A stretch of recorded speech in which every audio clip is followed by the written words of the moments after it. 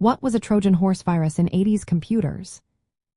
Imagine opening a file or running a program on your computer and not knowing it's actually a sneaky trick. Back in the 1980s, that's exactly what a Trojan horse virus was. It was a type of malware that looked harmless or even helpful but hid something malicious inside. The name comes from the ancient Greek story of the wooden horse that hid soldiers inside, ready to attack once inside the city walls. In computers, these viruses disguised themselves as useful software or files to trick users into running them. Trojan horses actually existed before the internet became popular. In the 1970s and early 1980s, when computers were still new, early versions of Trojans would trick users into executing seemingly innocent programs. These could be joke messages or programs that changed system settings. But as personal computers became more common during the 1980s, Trojans got more dangerous. They evolved into malware that could cause real harm to the system. One of the most famous Trojans from that time was the AIDS Trojan, which appeared in 1989. It was spread through floppy disks mailed to subscribers of a computer magazine called PC Business World and at a World Health Organization AIDS conference. The disks claimed to contain an AIDS information database, which seemed legit.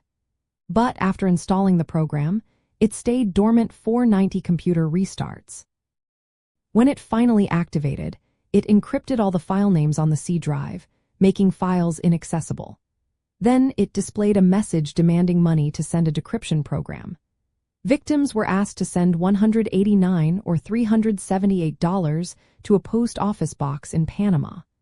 This was one of the first times malware demanded payment to unlock files, making it the earliest form of ransomware. The term Trojan horse became popular in the computer world during the 1980s. Computer scientist Ken Thompson talked about the idea in his 1983 Turing Award lecture called Reflections on Trusting Trust.